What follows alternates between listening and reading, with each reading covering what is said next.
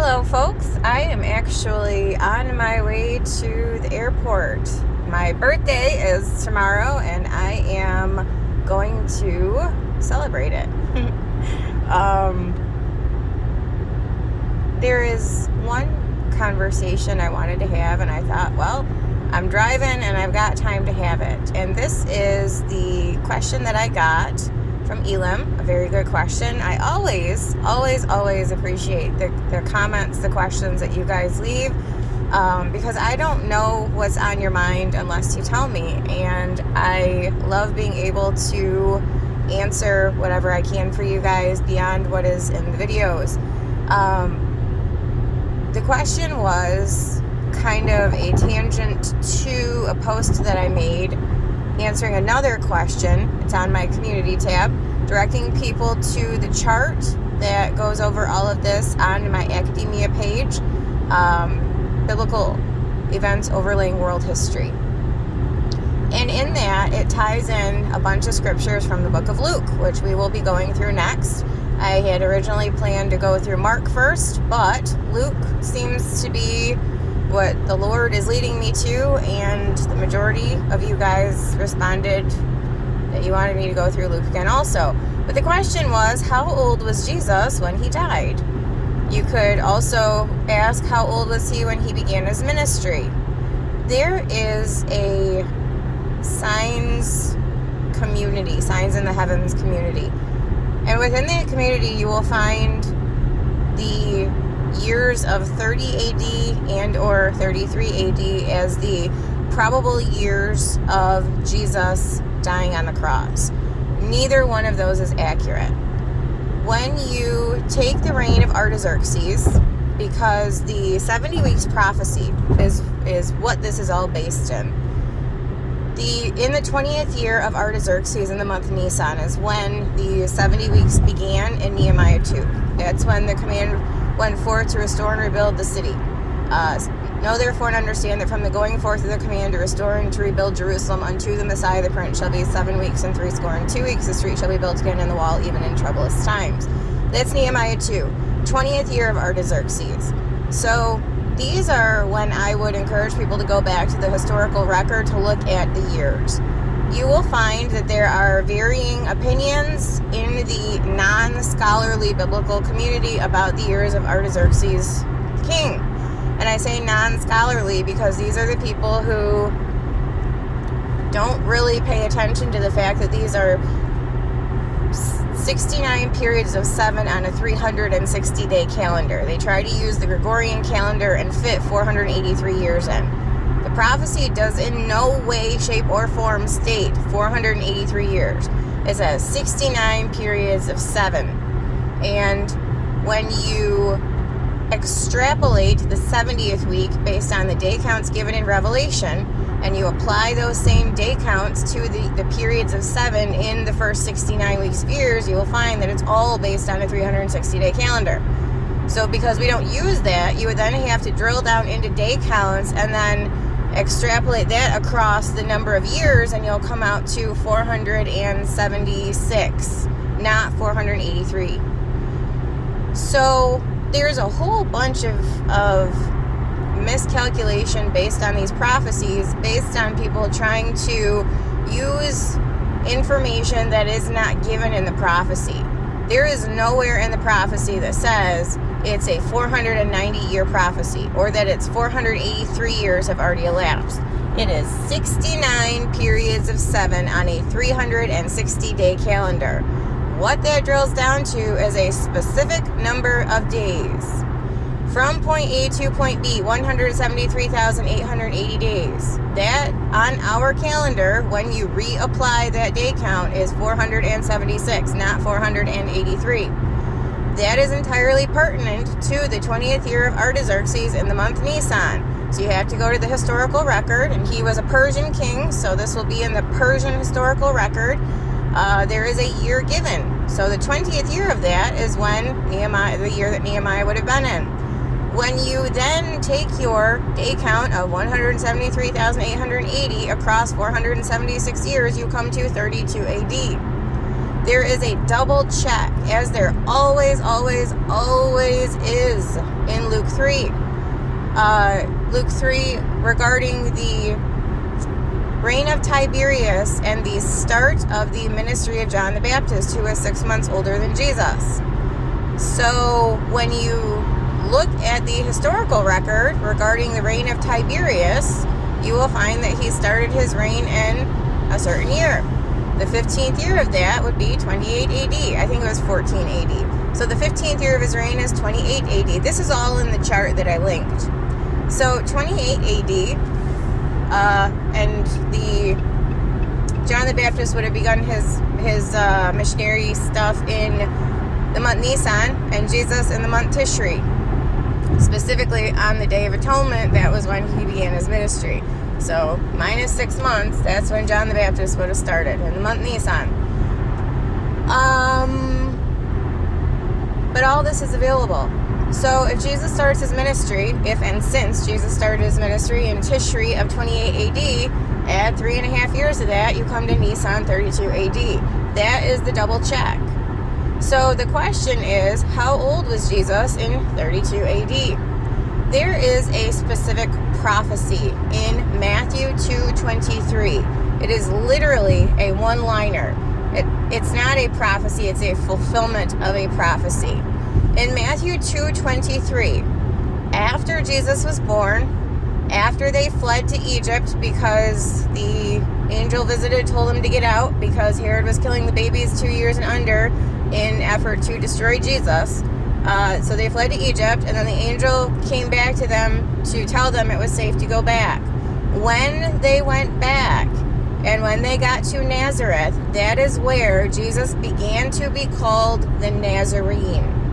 This is imperative to the timeline, because Jesus was not 33 years old when he died. He did not begin his ministry at precisely 30 years of age.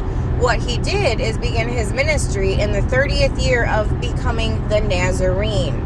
The Nazarene translates in the Hebrew to Nazareth, which is the branch. I am going to spend significantly more time going over this, but I wanted to preview it for you guys because there are 3 specific places where we are told in no uncertain terms that Jesus had to assume the role of the Nazarene. He had to become the branch in order to fulfill prophecies, and they specifically relate to the priesthood. Why do we know this? Because in Zechariah 6:12 it says, "Behold, the man whose name is the branch, he shall grow up out of his place." Nazareth, Nazarene. "He shall build the temple of the Lord. He shall bear the glory. He shall sit and rule upon his throne, shall be a priest upon his throne, and the counsel of peace shall be between them both." There is a prophecy that Jesus would unite the office of king and priest in one as the branch, which translates in the New Testament to the Nazarene. He had to assume the role of the Nazarene, which we are specifically told he did in Matthew 2:23, after he was at least a couple of years old. So you can add that onto his age.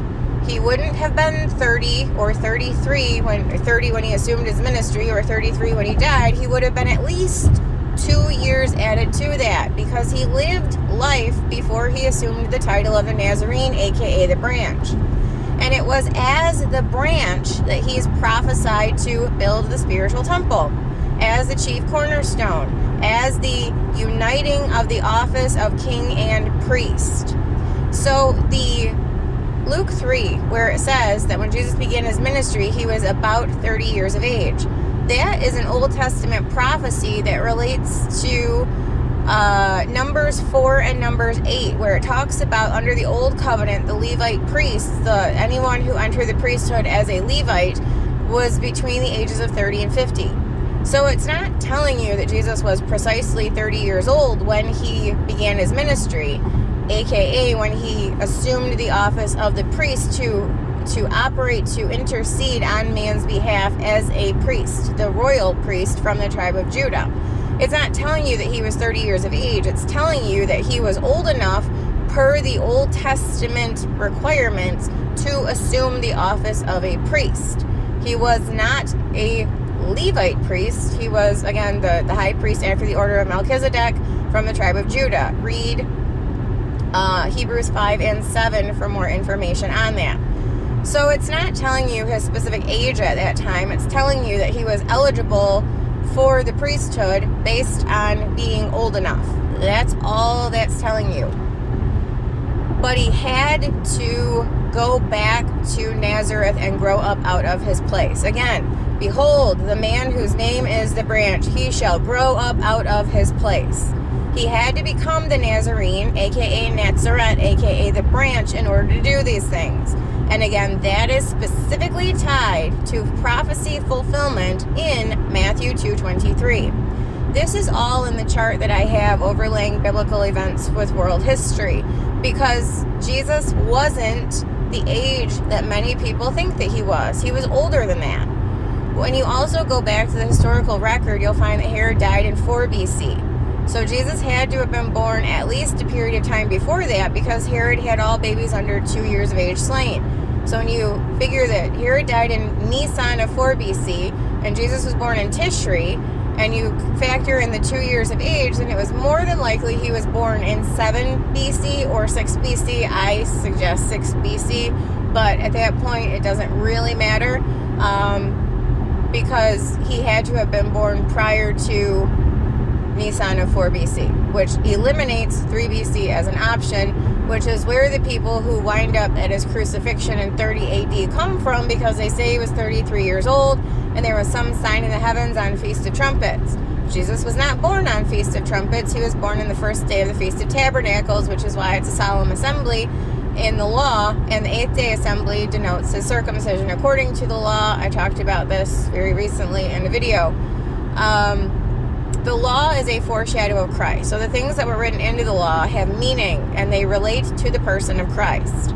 Jesus was not born on Feast of Trumpets. He was born on Tabernacles. The Word became flesh and dwelt, aka skenu, as the Hebrew word, which means to have my tabernacle. John the Apostle John is telling you that Jesus was born during the Feast of Tabernacles. And when you go into the law, there's only one Sabbath associated with that day, day 1.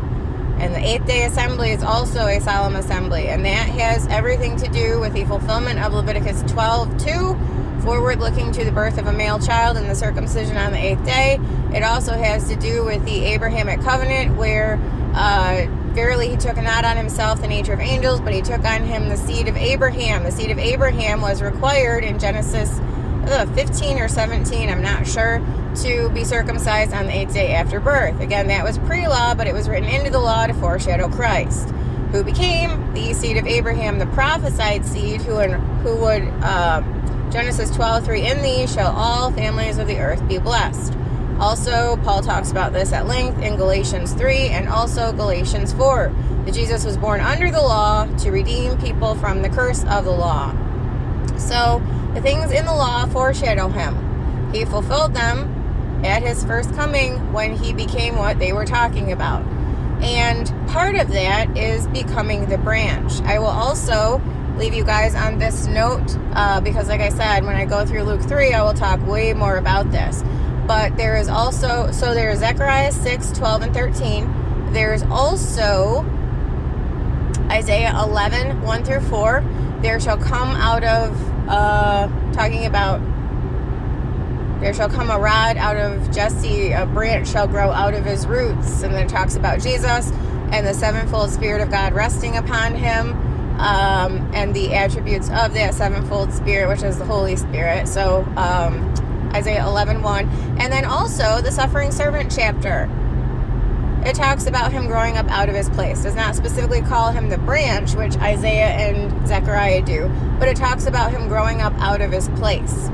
That is Nazareth. That is the Nazarene. The suffering servant would be the Nazarene, to grow up out of his place and to become that, to do those things. The reason why this is important is, and I will just again preface the conversation I'm going to have, and yes, we'll talk about Jesus' age and all of this, but this is paramount. The whole conversation about the branch and the priesthood and the about 30 years of age and the Nazarene.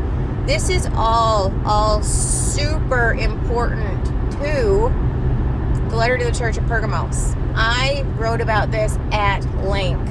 This is actually quite fascinating, and we know that the branch ties into the priesthood and the age of the priests, and that Jesus had to become the branch or the Nazarene in order to be eligible for priesthood, which, like I said, why this is important and why Matthew 2:23 is so important. Letter to the church of Pergamos. Overcomers get a white stone with a new name written. We are, according to Peter, the royal priesthood under the new covenant.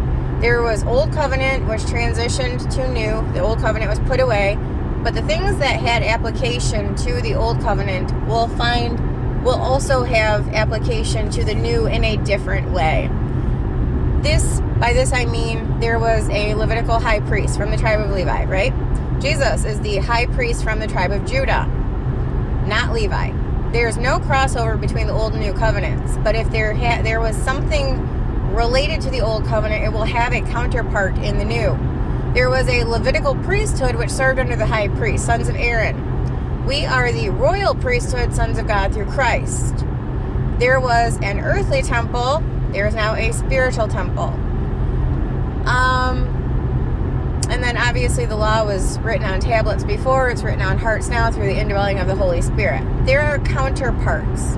So when you're talking about overcomers, I will give a white stone that signifies approval and a new name written. This goes back to Numbers 17, where there was, I believe it's number 17, where there was a story about the Korah. And a bunch of people were unhappy that that Aaron and the Levites were the priesthood tribe. They thought it should be something other than that.